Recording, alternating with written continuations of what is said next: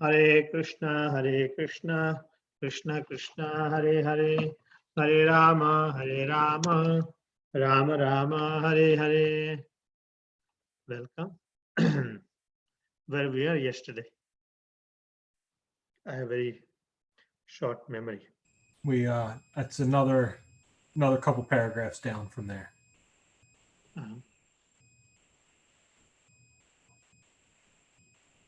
Oh, he was in the garden, Los Angeles garden, huh? Yeah, it ends there. That Srila, or we start at Srila Prabhupada. Oh, right there. Srila Prabhupada so much like his Los Angeles garden. Oh, okay. Right? Because I think I read last, right? So, yeah. So what all we read yesterday? Talked about the Christmas book distribution marathon. And distributing at airports and yeah. And many devotees in Los Angeles did not have any personal association with Prabhupada, but by means of book distribution, they felt very, close with the Prabhupada. Like they got the transcendental, pleasure when they were distributing books. And even new devotees, when they joined, they were into book distribution. So Sankirtan actually was a life and soul of Krishna conscious movement. Makes sense? If there no Sankirtan, we won't relish. Sankirtan is a very special experience. We will go on Friday, Harinam. As if you want to join, you can join us. We'll be on the street, Main Street. So that's what is Sankirtan is. Really pleasurable. It's a really pleasure joy of Sankirtan books, Harinam. Both kind of goes together.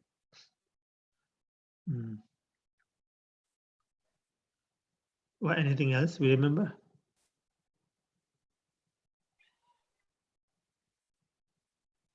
There's a big competition, isn't it? Among there are a lot of competition and enthusiasm. Krishna has given enough opportunity for us to serve. Srila Prabhupada liked to sit in his garden with its roses, jasmine, azaleas, honeysuckle, mint, silver lace vine, marigolds, and banana trees. And he liked the sound of the fountain. The small compound, with its lawn, flowers, bushes, and seat for Srila Prabhupada, was surrounded by high cinder block walls. When Prabhupada received special guests, the devotees would bring chairs for them.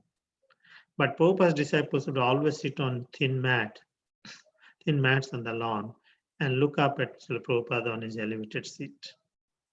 The neighborhood was quieter and more peaceful in the evening, and Prabhupada could hear the kirtan in the temple and the cars passing along Venice Boulevard.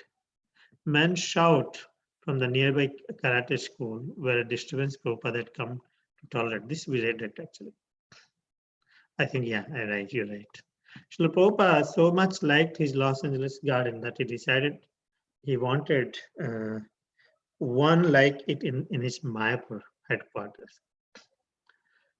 With regard to the Mayapur house, I may suggest we make one roof garden. On the top of the house, you can put soil of 6 inches and put plants, so many tulsi plants and nice bushes. I like the garden very much. Just like here in Los Angeles Temple, they have made one very nice garden for me, and I sit there every evening. So you please also make a first-class Mayapur garden. At about 10 in the evening, Srila Prabhupada would usually go into his bedroom and lie down. At 10 in the evening, okay, we call it night, no? But at about 10 in the evening, Srila Prabhupada would usually go into his bedroom and lie down. His servant Shrutakirti would massage his legs and Prabhupada would then close his eyes. Meanwhile, Rameswar would be waiting at the bottom of the stairs, hoping that secretary or servant would come down with a message from Prabhupada. Rameswar, I was too afraid to go into Srila Prabhupada's room. So I would be waiting at the bottom of the stairs, just hanging there, just waiting for one word. Srila Prabhupada would often say something and it would be passed to me. Then every morning, the Sankirtan devotees would just surround me and ask, what did he say? They would be begging for some nectar. It was an intense experience. We felt that we were all having a special direct connection with Srila Prabhupada. Such a special experience, definitely they had. No? While waiting outside Prabhupada's door, I would be in transcendental bliss, just thinking how we were distributing books as an offering of pure love for our spiritual master. This is the first time that devotees were going to the airports. No one else in the movement was going to an airport except the devotees in Los Angeles. So it was something very special.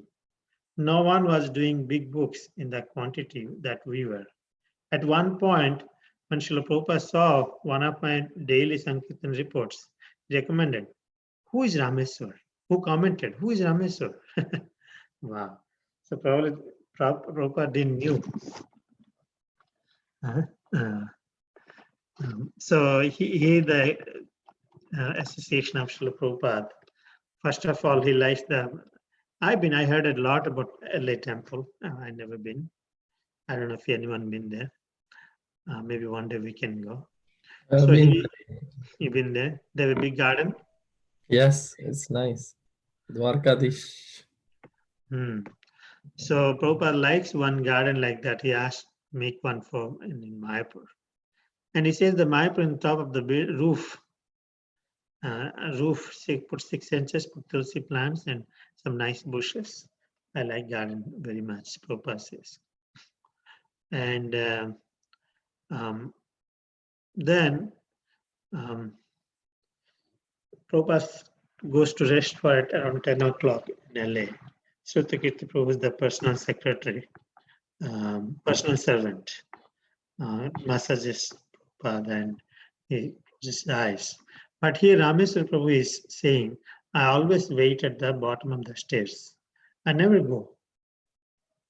Even though he was a leader, looks like he was a leader of the community. So much, Rameswar Prabhu is the one who has worked on kind of miracles. We will hear this later. How in 2 months, they got all the Chaitanya Charitamrita books ready. So he said, I was too afraid to go, but I would wait, any good news, any news comes, what Prabhupada spoke. So then in the morning, all the devotees would come and ask, what did he say? So they had a very awe and reverence at the same time, experience of love. Every time we say, wish we could have met personally, but that is not, at this time doesn't make any sense. The way they are sharing, that itself feels how sweet the relationships was. And it says that in the garden while he was sitting, devotees knows that etiquette. They always sit on the floor in a mat and looking at Prabhupada. But if the guest comes, they would bring a chair. So Rameswar Prabhu would be thinking that in the LA airport, the devotees were the first one to go to LA airport and distribute big books. There are a lot of quantity which no one has done. But interestingly, Prabhupada is asking one day, when Prabhupada saw one of my daily Sankirtan reports, he commented, who is Rameswar? That means he's very, very fortunate. The one who pleases is very, very fortunate. Sai Kiran Prabhu.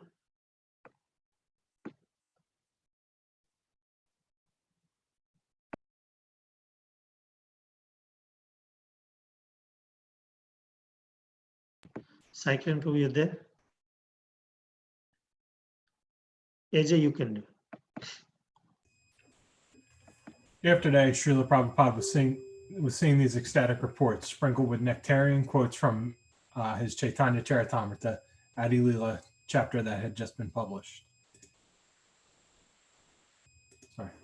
He realized that these disciples were in ecstasy, and so he asked, "Who are they?" He could see we love Sankirtan.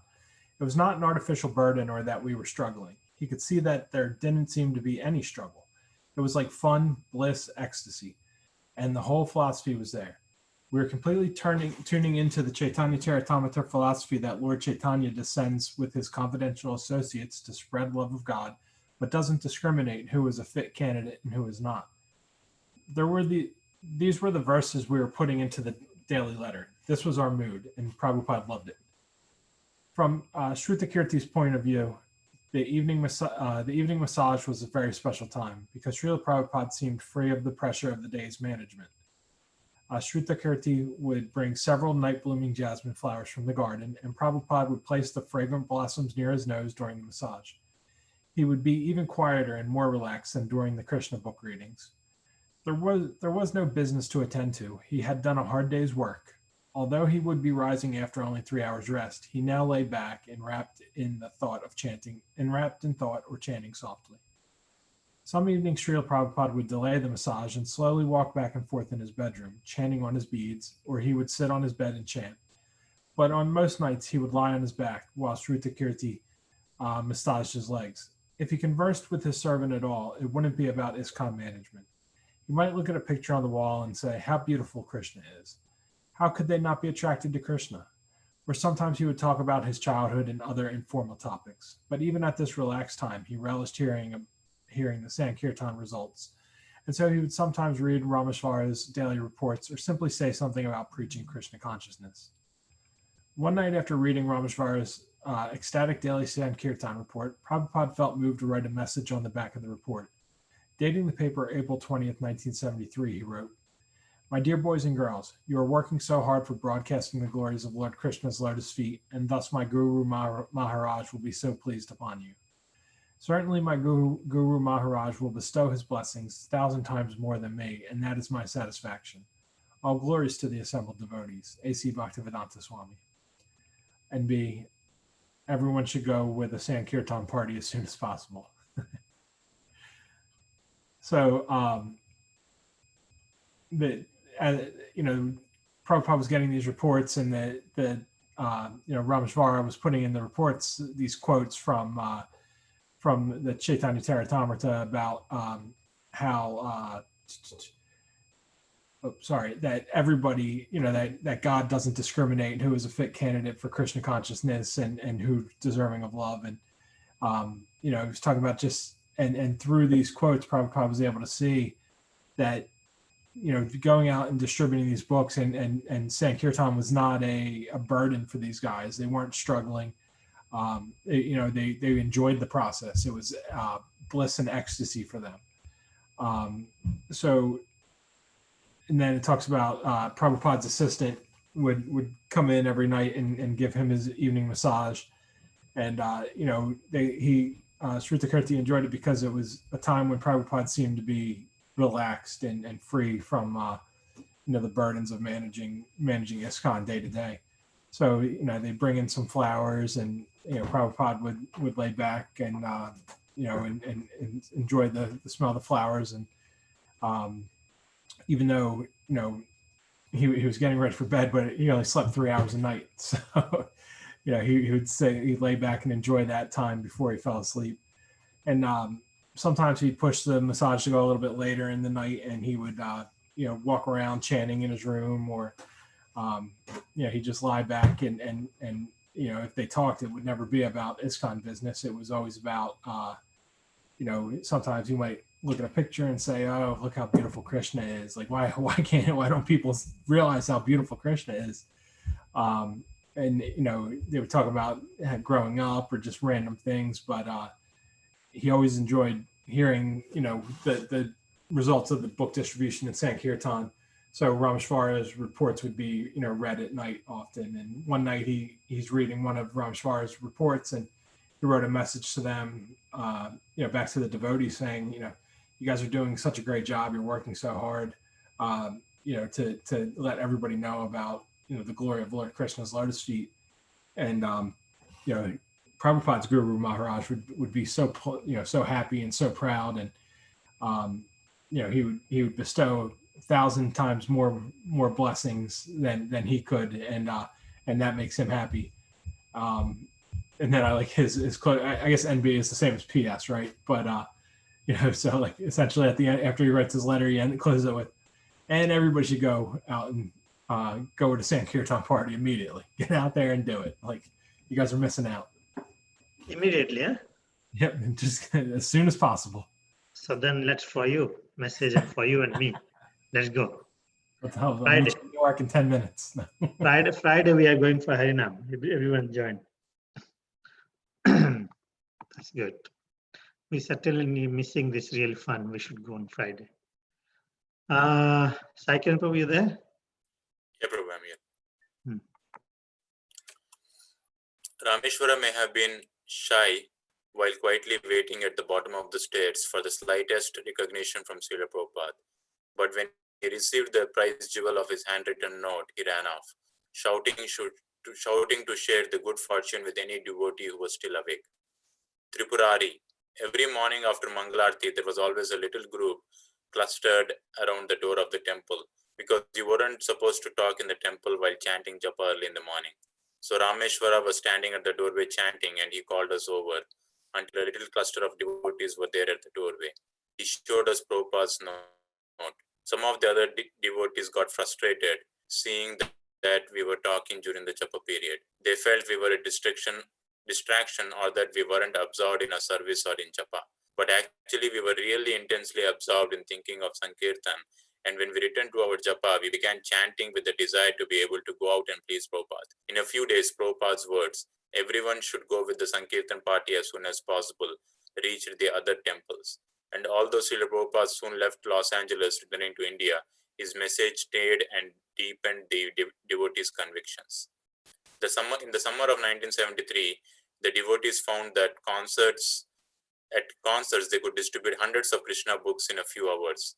The Krishna book, available now as a paperback trilogy with a foreword by George Harrison, was especially attractive to young people. In July, Rameshwara wrote to Prabhupada in London, telling him that the Los Angeles temple was distributing 2,000 Krishna books a week, and that at one concert, devotees had distributed 600 books in 2 hours. The devotees in Los Angeles depicted that Tripurari and a few other leading Sankirtan men should travel from temple to temple and share their experience. Rameshwara wrote to Prabhupada, "This is the mercy of Sri Sri Rukmini Dwarkadesh, the deities of the LA temple, that we can send out so many devotees to other centers. It is the real opulence of New Dwaraka," Srila Prabhupada replied on August 3rd. "There is no doubt about it. To distribute books is our most important activity. The temple is a place for not eating and sleeping, but as a base from which we send our soldiers to fight with Maya. Fight with Maya means to drop thousands and millions of books into the laps of the conditioned souls. Just like during the wartime, the bombs are raining from the sky like anything.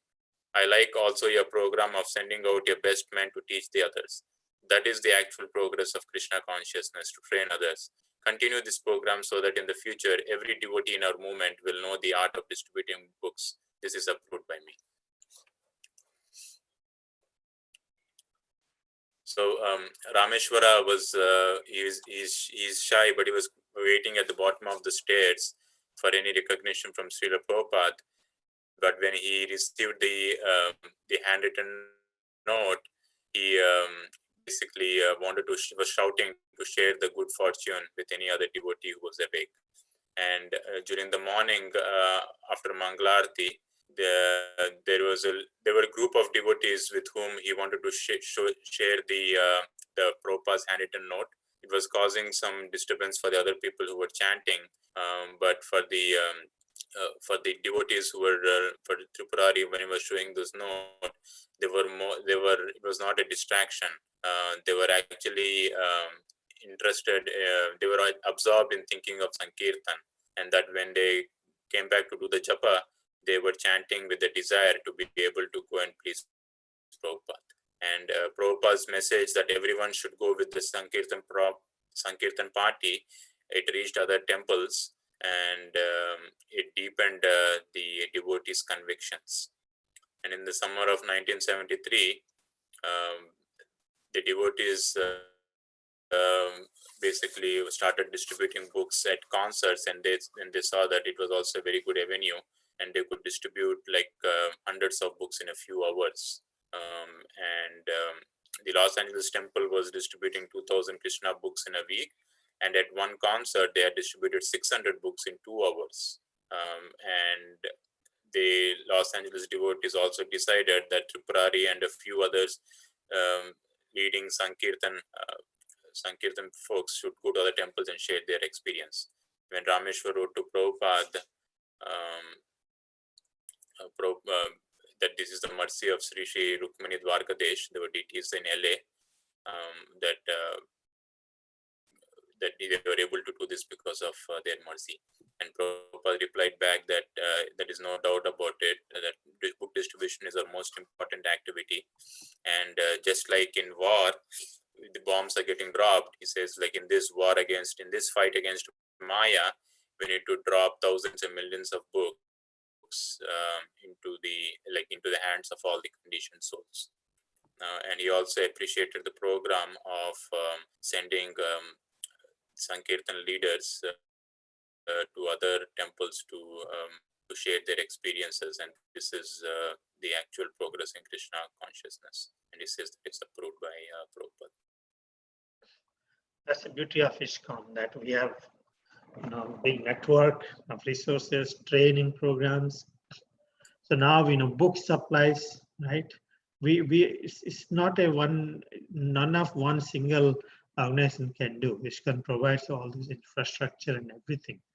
That's we don't realize that.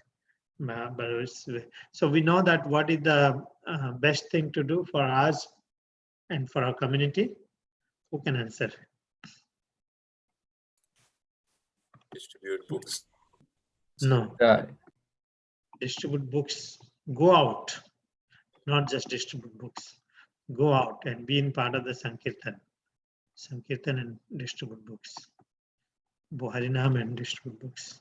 So we should be always, and it's instruction for Prabhupada that everyone should go out. It's nice. It's a very good experience. Then who else is? Okay. Nipa? Hare Krishna. Hmm. A letter from a woman who had recently received some of Prabhupada's books appeared in the July BBT newsletter. The letter had been written on TWA in flight stationery. In the SF airport before I departed for London, the Krishna book was given to me by one of your followers. I never felt so happy and privileged, or honored would be a better phrase. I'm sick of this material rat race. I want a higher life without material riches and gains. On her way back from London, she purchased another book, Raja Vidya, in the Chicago airport and now asked for more help. It is beautiful, she concluded. As Tripurari traveled and taught his method of Sankirtana, more devotees followed his example and began wearing a big and conventional dress while selling books. This way of dressing made approaching people much easier and increased the potential for distributing books. Some devotees, however, disapproved. One day in September 1973, during Srila Prabhupada's morning walk on Juhu Beach in Bombay, a few of his sannyasi's disciples brought the matter before him. Prabhupada referred to the many gentlemen strolling along Juhu Beach who would always offer respects to the devotees by folding their hands and saying Hare Krishna. This was the sign of a real Vaishnava. Srila Prabhupada said anyone who sees him immediately thinks of Krishna. The devotees therefore should prominently display such Vaishnava markings as tilaka, sikka, and neck beads, so that people could know. Here are Hare Krishna people. One sannyasi remarked that in America, devotees were now wearing wigs and dressing like hippies to distribute books. He did not let his own men do this because he felt it self-defeating if people didn't even know they were speaking to a devotee. If someone wanted to distribute books, he concluded Krishna would help that devotee find a place where he could do so without having to disguise himself. Srila Prabhupada turned to the others, asking their opinions. One devotee suggested that the reason the devotees in America wore disguises was because otherwise they would not be permitted to distribute books in certain places. Prabhupada heard the opinions and then gave his decision. These disguises should be stopped immediately. We shall not in any way sacrifice our standards, he said. We must maintain our principles strictly. This dressing with long hair and karmi clothes is the tendency to once again become hippies. Because you were hippies, that tendency is still there, so this should be stopped.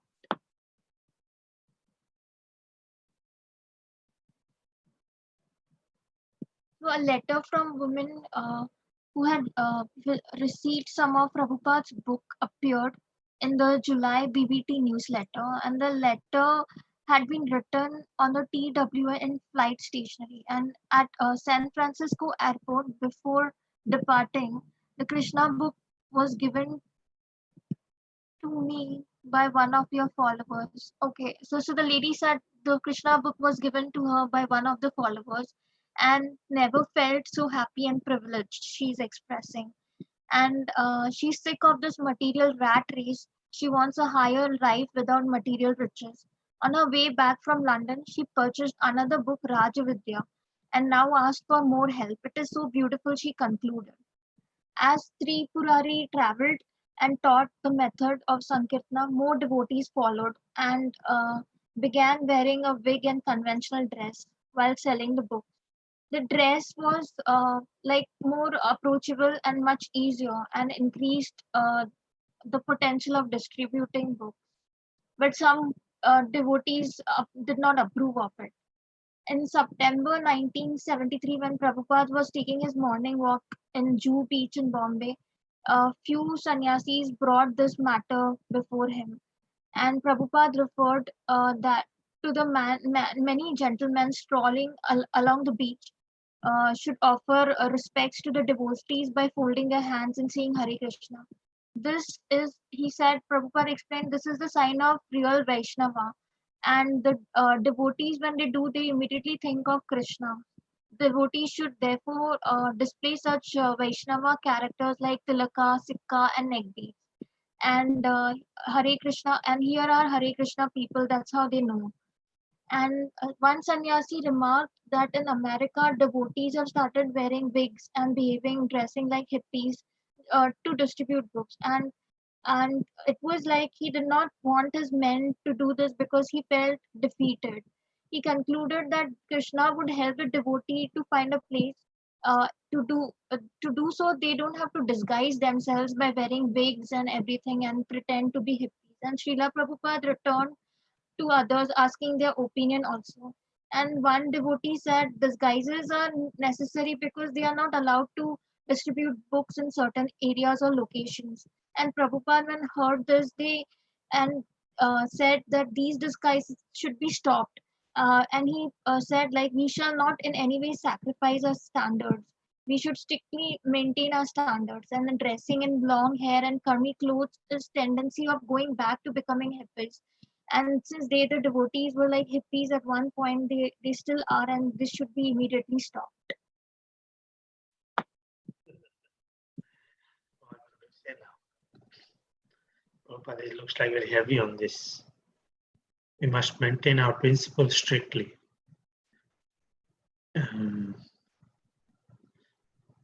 Long hair and karmic clothes is a tendency to once again become hippies.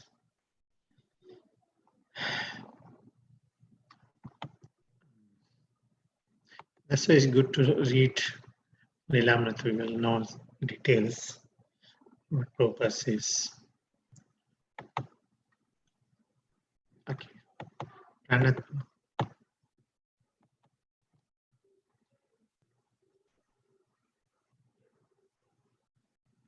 You're reading Pranath, you're there?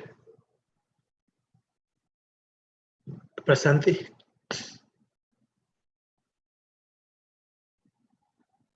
Prasanthi, can you hear me? Yes, yes. Yeah, please. I think this is over.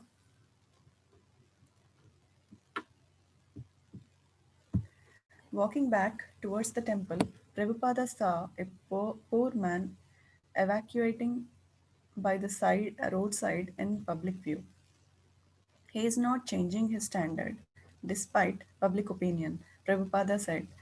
Can we not maintain our standards as strictly as they are maintaining theirs? A letter was drafted and signed by Tamal Krishna Goswami, Prabhupada's secretary, and Prabhupada signed also on a line marked approved. The letter stated that all Sankirtana devotees should wear tilaka, dhoti, neck beads, and sikha and should depend on Krishna rather than disguises to help distribute books. At the bottom of the letter, however, was a PS. Srila Prabhupada, upon checking the above, added, if they like, they may wear coat and pants, but tilaka, sika, beads, these things should be there. Previously, Srila Prabhupada had addressed this subject in various letters. To Jagadisha in Canada, Prabhupada had replied that there was no objection to wearing Western clothes, including a wig or hat. We have to take whatever is favorable position for executing Krishna consciousness. Prabhupada had written, sometimes we may adopt such means in order to help distribute books. But in February 1973, he had written to Rupanuga that he did not want devotees dressing as hippies. This should not this should be stopped.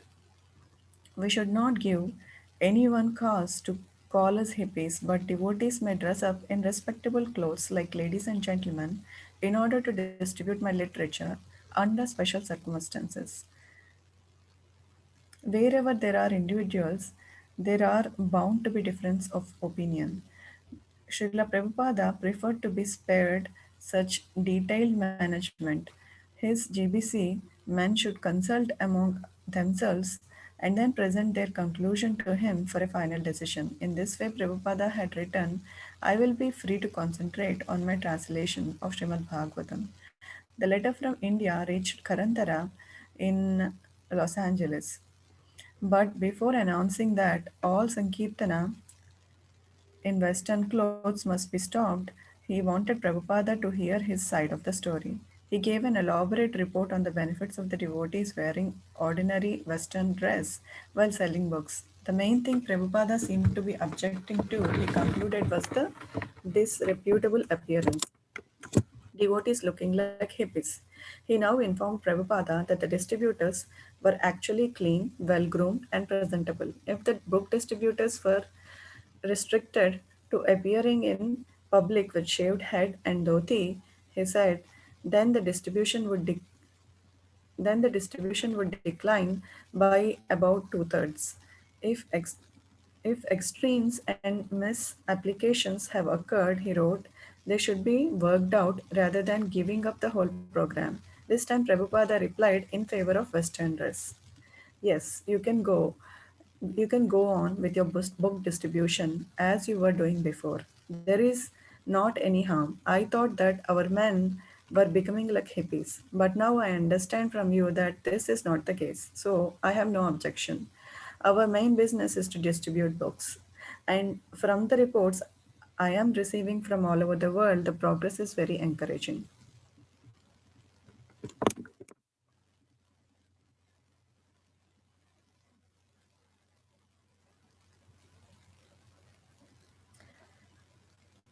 So Prabhupada wanted to maintain strict standards, and then he wanted his message to be heard by other temples as well. So Tamal Krishna drafted a letter and marked as approved by Prabhupada, and Prabhupada also added that if they like, they can wear coat and pants, but actual Vaishnava items like tilakas, shika, neck beads, they have to be there. And then the letter was sent to all the temples. And to Jagadisha in Canada, Prabhupada had replied, no objection in wearing Western clothes, including a wig or hat. And then, but in February 1973, he had written to Rupanuga that he did not want devotees dressing up like hippies. And then he also said that GBC should consult among themselves and reach to a final conclusion. um, so that he can concentrate on his translation. And the letter finally reached Los Angeles. And before it can be announced, Karandara thought he will present his side of the story to Prabhupada. And he explained that they are all well groomed and they are in Western dress. They are not looking like hippies, and they have a good, respectable appearance. And and because of this they are able to approach people, and they can sell a lot of books. But if they wear shaved head and dhoti, the distribution would decline to two-thirds. Then this time Prabhupada was in favor of the Western dress. He said, as long as they are not returning to look like hippies, and they are well groomed and look respectable, that is fine. And they can use the Western dress and go on with the book distribution, as the progress is also very encouraging. This is a little relief. Better. The first was a little nervous. So, okay. Bijanan Prabhu?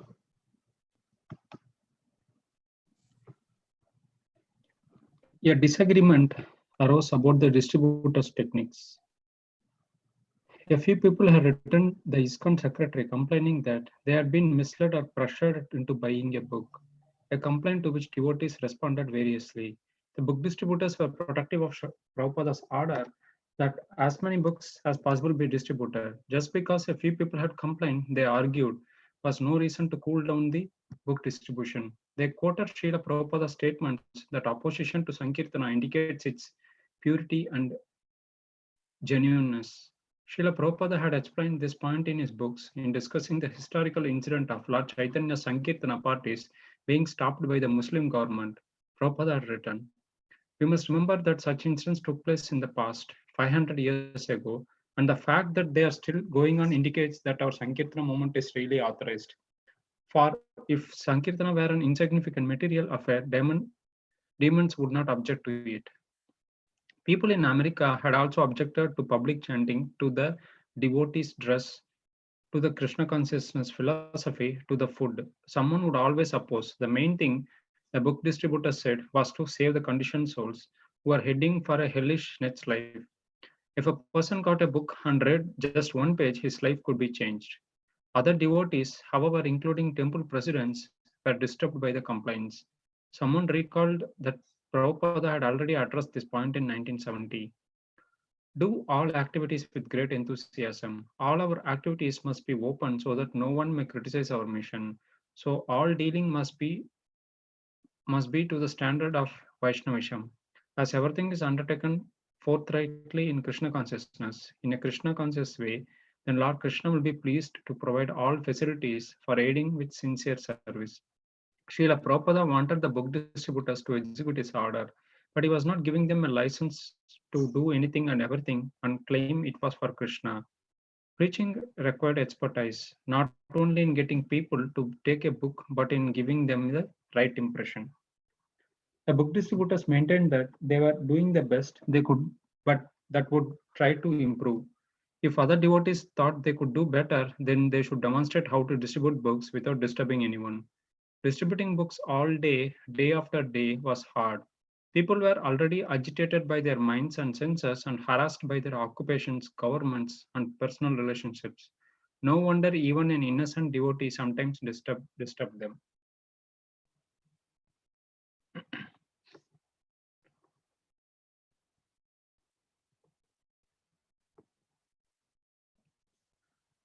So regarding the book distribution here, some of the people they complained to the ISKCON secretary saying that they are being pressured into the buying a book or misled or pressured to buying the book. And for this complaint, several devotees responded in it like differently, and the book distributors were so protective of Prabhupada's order that many books, as many books as possible should be distributed. And like just because like a few people had complained, there was no reason for them to cool down the book distribution. And also they quoted Prabhupada statements that opposition to Sankirtana indicates the purity, its purity and genuineness. And also Prabhupada explained this in his books, giving an example of the historical incident of Lord Chaitanya's Sankirtana parties, which was being stopped by Muslim government. So Prabhupada written that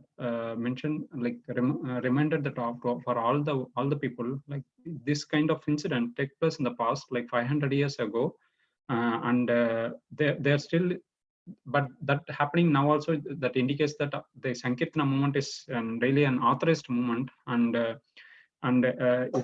the Sankirtana were an insignificant material affair, then the people usually they will not object to it. And people in America also objected for the public chanting for the devotees dress, as well as the Krishna consciousness philosophy, and as well as for the food. And someone would always oppose. But the main thing book distributors mentioned was to save the conditioned souls, who are heading towards an hellish next life. And even if the person get a book and read just one page, his life would be changed. And other devotees, including the temple presidents, they were disturbed by the complaints, and they recalled that Prabhupada had already addressed this concerns in 1970, and where Prabhupada mentioned that all the activities should be done with the great enthusiasm, and the activities of ISKCON should be open, that no one should criticize the mission, as well as it should be dealt with a standard of Vaishnavism, and also everything should be undertaken forthrightly in Krishna consciousness, in a Krishna conscious way, so that the Lord Krishna will be pleased to provide all the facilities for such sincere service. And also Prabhupada wanted the book distributors to execute his order, but he was not providing them the license to do anything and everything, and claim that it was for Krishna. So he provided the guidance what should be done, and how the books should be distributed and all. And also the preaching required expertise, and only expertise, because we not only the getting people to take a book, but also it should give the people the right impression. A lot of training, huh? And Prabhupada, it's not easy how he managed to communicate, how to do and everything during those days. Unbelievable, actually. It takes so long to train even in one person. But I think people are probably used to very much obedient in those days. They follow the authority and they're enthusiastic, they serve cooperative, looks like the way I see. AJ, your turn.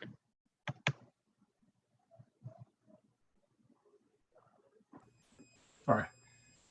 The book distributors maintained that they were doing the best they could, but that they would try to improve. If other devotees thought they could do better, then they should demonstrate how to distribute books without disturbing anyone. Distributing books all day, day after day, was hard. People were already agitated by their minds and senses and harassed by their occupations, governments, and personal relationships. No wonder even an innocent devotee would sometimes disturb them. The tactics in question were mostly the book distributors' lines. The distributors would say that they were students, that they were helping get young people off drugs, or that the books were about how to solve modern-day crises. None of these things were untrue, but the emphasis was sometimes excessive. A mature devotee could speak more directly. Tripurari would tell how the books described an ancient civilization in which people knew how life should be lived. He would present himself as a representative of an organization that had communities all over the world where people could benefit from the example of an alternative lifestyle. Tripurari and others were able to be both personal and, in a casual way, philosophical, as they spoke about spiritual life. They made quick friends with strangers and convinced them to take books, but more and more devotees were taking up book distribution, and many were inexperienced. Srila Prabhupada's philosophy was clear, but different interpretations persisted. Without referring to specific techniques, Prabhupada simply stressed the purity of book distribution and encouraged the book distributors to continue without interruption. The main thing was to distribute books. Devotees continued to press Srila Prabhupada for further clarification.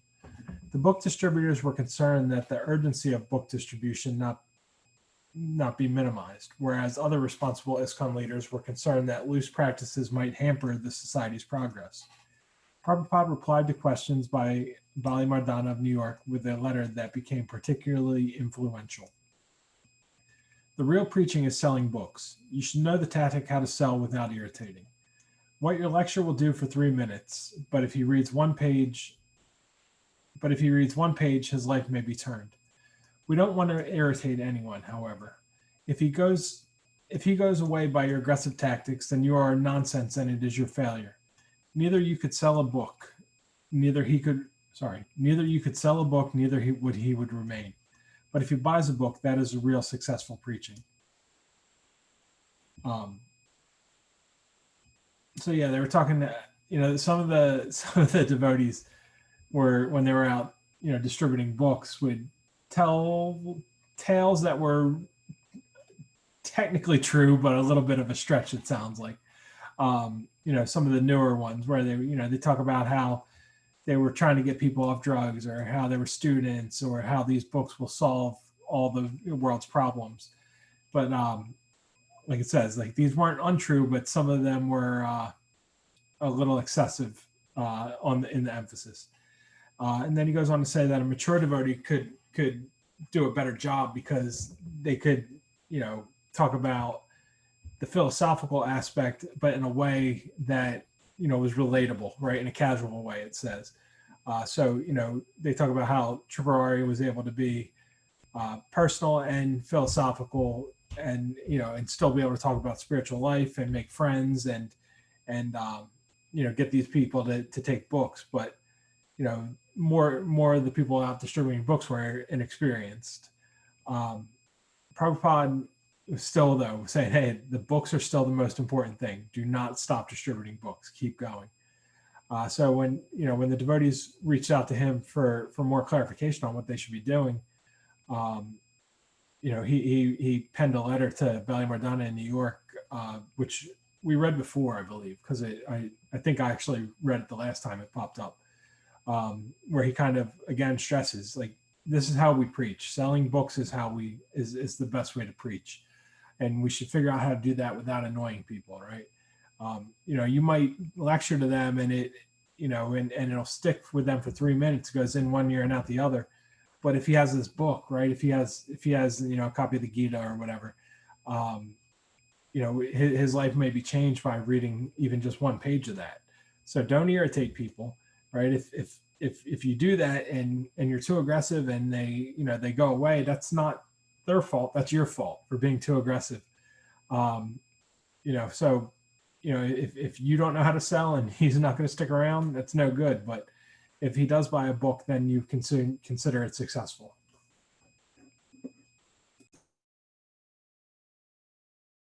You're on mute, Krishna. Yeah, nice. Thank you. Prabhupada's position was clear. The book should be sold, but expertly, and lest there be any doubt. Prabhupada reiterated that the book distribution was the best preaching. The success of your preaching will be substantiated by how many books are sold. Prabhupada also wrote, the art is to sell many books and not to irritate the public. As books continued to go out by the millions, many people expressed their thanks on receiving a book. Only occasionally would someone complain, but within ISKCON, the dialogue regarding book distribution techniques continued. When Sri Govinda, the president of ISKCON Chicago, wrote Prabhupada encouraged him in his attempt to reform the devotees, encouraged excessive practices.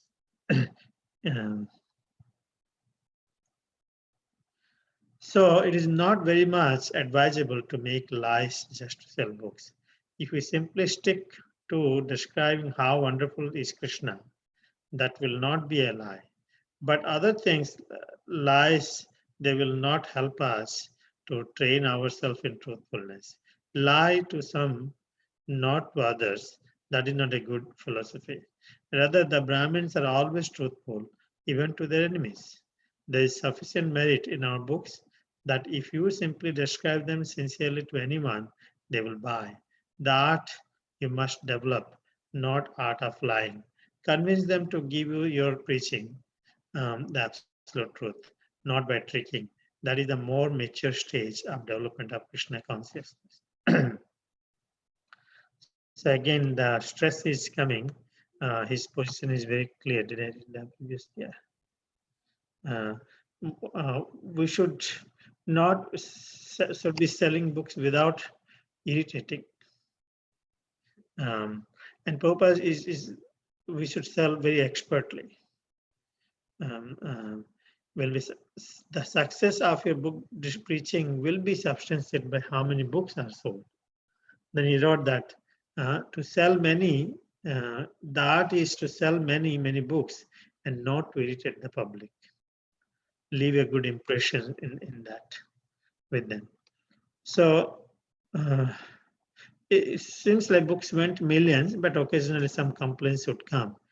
Sometimes complaints are more dangerous than appreciations. So dialogue was continuing in ISKCON how to work on book distribution techniques.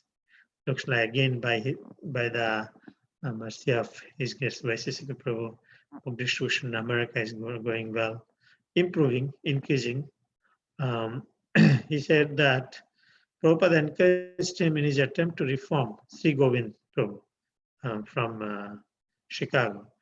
Encouraged him in his attempt to reform the devotees engaged in excessive practices. So it is not very much advisable to make lies just to sell books.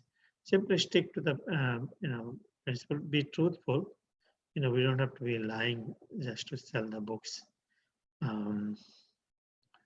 Not the art of lying. Convince them to give by your preaching the absolute truth, not by tricking.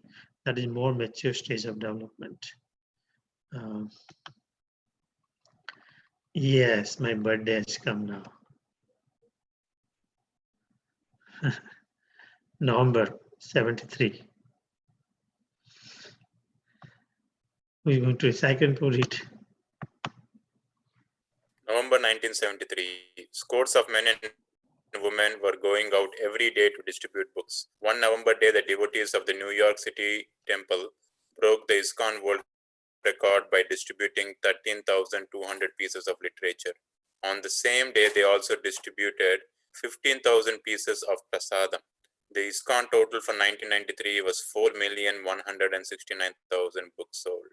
When Srila Prabhupada received these figures, he replied to Rameshwar, I have faith in your words that next year the figures will be far beyond what they were last year.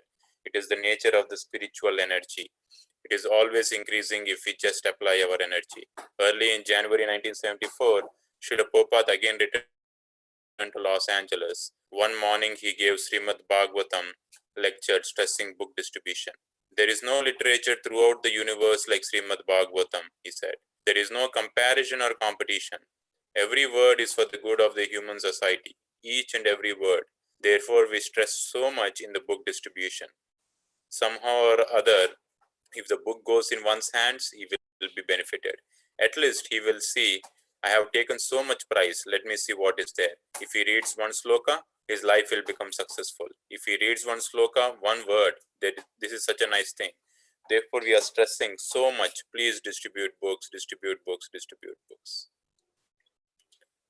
So in New York, in November 1973, the New York ISKCON Temple broke a record by distributing 13,100 pieces of literature. And they also distributed 15,000 pieces of prasadam.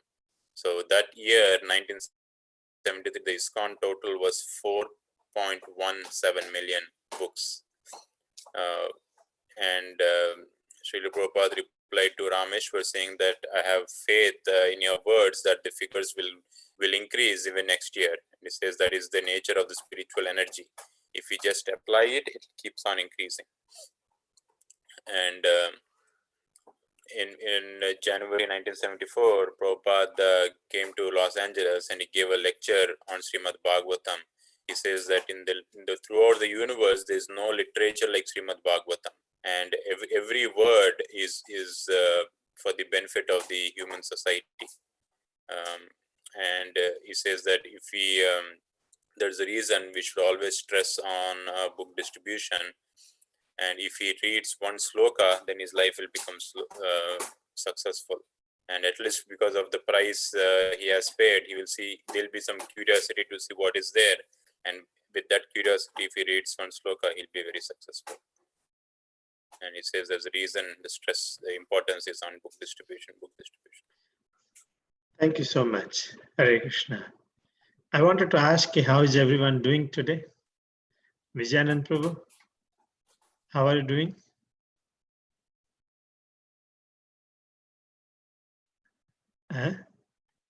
You cooking?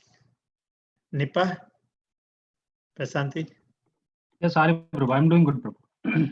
Doing good or very good or best? Yeah, doing good, Prabhu. Now talk to Ajay how to do better. Nice. Your family is in India? Vijay? Yes, Prabhu. Yes, they are in India. Oh, this is the best time we should go and give sannyas to Vijayanand Prabhu. His family is already 7 months in India, right now? Yes, Prabhu. Or is the plan is they will stay there or something? Yeah, Prabhu, they will stay there. I will go back actually. Oh, you have smart plans. Nipa, how are you doing? I'm okay, Prabhu. Okay. Huh? Do you know Ajay was saying it's 6 months you read, but he has not seen. I'll show you my face tomorrow. So you'll show your face tomorrow. That's good. Everybody should come with chasma then.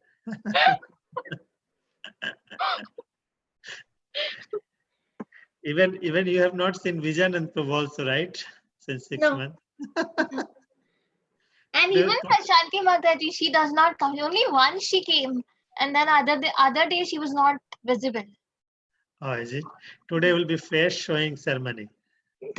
First Vijayanand Prabhu and then Prashanti Mataji. That's good. They all know me, Nita. We see each other in the temple. They all know me. That's why she's covering. Then you should show more. So if it's a face showing ceremony tomorrow, I'll close my camera. I'll come dress up nicely tomorrow. Saikan Prabhu, how are you? Doing well? Yeah, I'm doing good, Prabhu. That's good. Everybody's doing exercise and visit to all of you. In the month of Kartik, we will be visiting everyone's house in the evening for 1 hour. So, yeah, just checking how is everyone doing actually.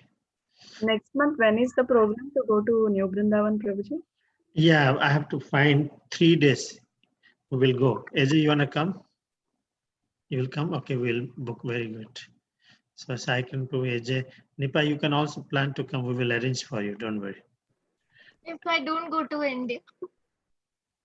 You're not going to India so soon anyway. How do you know, Prabhu? Because you're reading Prabhupada Lilamrita.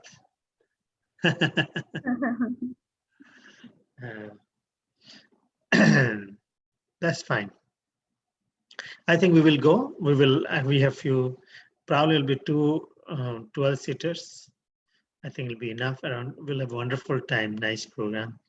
And let me try tomorrow to finalize a date. So I'll pass that date. So then following month, we will go to another place I'm thinking for 1 day as a group. We'll go. Okay. Nipa, you can read some quickly. The year 1974 began with what appeared to be the serious setback. The Supreme Court ruled against Vietnamese war, protesters distributing political leaflets in private malls. Citizens of non-profit groups, religious included, could solicit on private property only with permission from the proprietor. The malls that the book distributors had frequented were suddenly off limits. The same constitution that barred the devotees from private property, however, gave them access to public property. And when ISKCON devotees filed a lawsuit against city owned Las Vegas airport, they won an immediate injunction on the basis that the airport was denying them their right to free speech. This ruling promised to open a new era in book distribution with possibilities of legalizing Sankirtana in all major airports. Devotees saw this as a proof that Krishna was working through Prabhupada to increase book distribution. No previous spiritual master had ever distributed Vedic literature on so great a scale. This was another sign that Srila Prabhupada was Krishna's empowered representative, and by the devotees' efforts to follow Prabhupada's order, Krishna was empowering them also, but only if they were willing to go through the trials of surrender and renunciation. Pragosa. I went out one day to the airport and I walked up to one black man and said, "Excuse me, sir," and bam. He punched me right in the face and knocked me down. And that moment, so many thoughts went through my mind. I could just hear Tripurari's words ringing in my ears from the class that morning. We must be determined. So I just said to myself, we will. Well, I'll just stand right back up and keep trying. I stood up. I got the inspiration to just turn around and try to hand the next person one of Prabhupada's books. Another time, a husband and a wife approached me, but the husband didn't want anything to do with me. When the woman saw that the book was spiritual, she stopped and said, "What's this book about?" I said very bluntly, "This book explains birth and death and what's beyond." She said, "Oh." Then she turned to her husband and said, "Please buy it." But he said, "I don't want it. Come on, let's go," she said. "Please." But her husband said, "You buy it," and he walked off. So she stayed with me and said, "Could you tell me a little more about this?" I started to explain the book and then I said, "Where are you coming from?" She said, I'm coming from Rochester." Then she revealed to me that she was coming from the Mayo Clinic and that she had terminal cancer and was going to die. She said, "I desperately want to read this book." She gave me $10 and said, "Thank you very much." Then she took the book and ran off.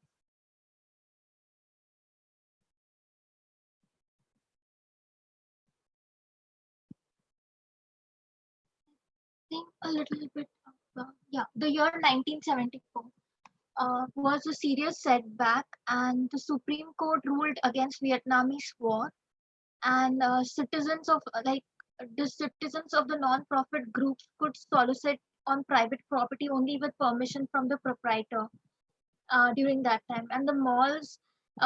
In the malls that the book distributors were had frequented were suddenly off the limits, and the same constitution that barred the devotees from the private property, gave them access to public property. And ISKCON devotees filed a lawsuit against the city-owned Las Vegas airport, and there was an injunction on the basis that the airport was denying the right to free speech. And this ruling promised to open a new era in the book distribution with legalizing Sankirtana in all major airports.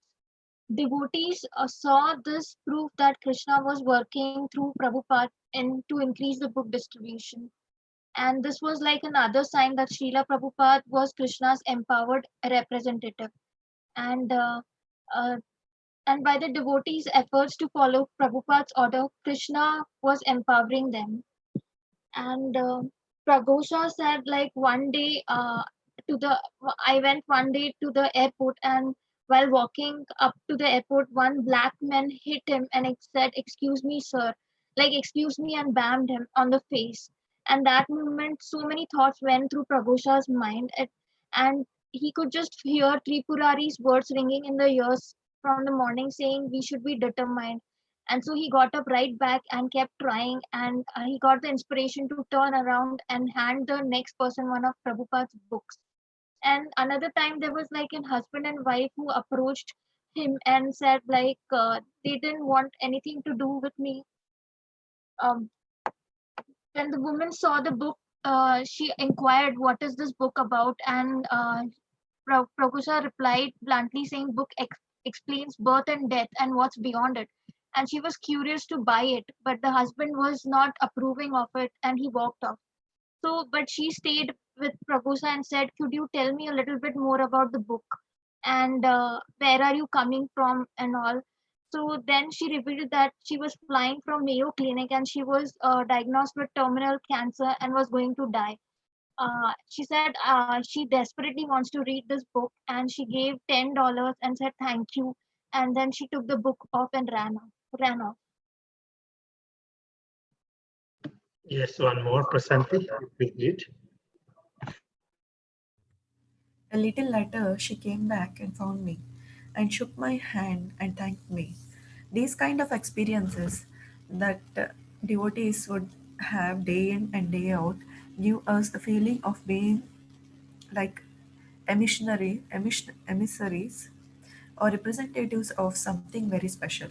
By this, we became more attached to Srila Prabhupada and to executing his work. We would see these miracles take place. Kesava Bharati. I used to distribute books in the San Francisco airport. I thought that this airport was particularly difficult and it, that if I could be in LA, I could probably distribute as many books as Tripurari. I was a little proud. Then I got the chance to distribute with him.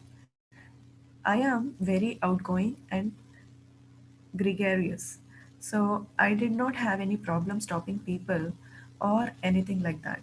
But half an hour and then an hour went by, and Tripurari had distributed five and then 10 books. But I couldn't get anybody to stop and shake my hand even. It was incredible, but I knew it was because I was too proud. Another hour went by, and still no one would stop and shake my hand. I was bewildered because I wanted to pass out Prabhupada's books. Finally, I just sat down out of frustration and I was nearly crying. Tripurari came up and preached to me. He told me I should pray to Lord Chaitanya and Nityananda in times like this and not to worry about it, that this happens.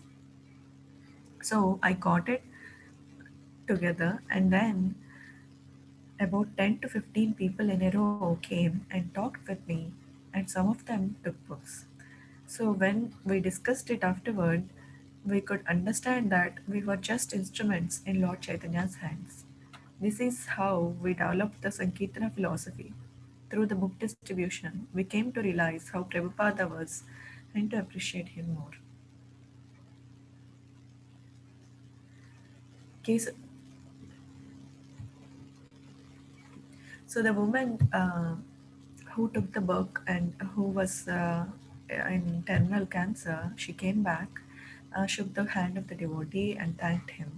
And these were the experiences where they feel very happy and they feel like the representatives of something very special. And they became more attached to Prabhupada's work, and they would see these miracles takes place.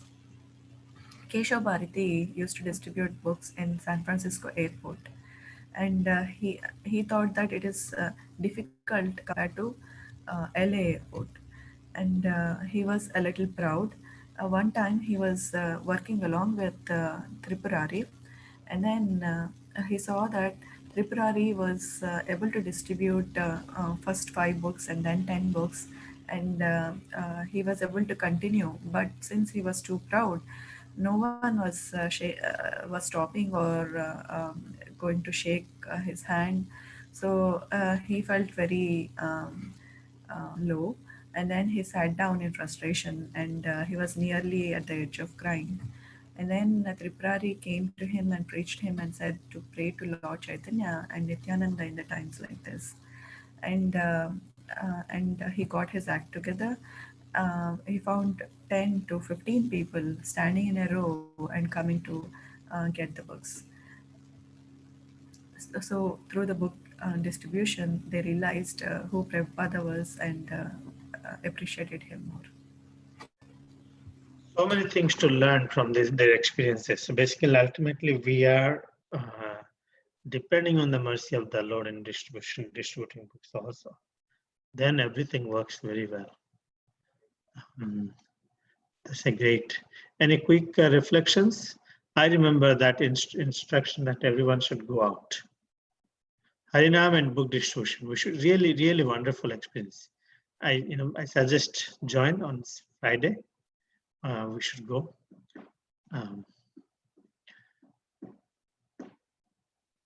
Anything else? Prabhupada initially talked about the strict Vaishnava attire, and then he changed after getting Karandara's response. As long as they are dressing up well and they have the main aim is to not lie or trick to the people and show the philosophy and distribute books and spread Krishna consciousness. As long as that was done and people are appearing respectable and not looking like hippies, Prabhupada was happy. Nice. And?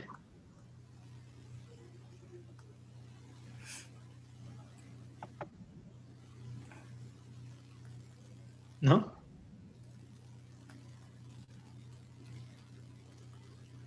Okay. We'll meet tomorrow. Okay. Thank you so much. Very grateful for everyone. Thank you. Hare Krishna. Shri Prabhupada ki jai. Hare Krishna. Hare Krishna. Have a good night.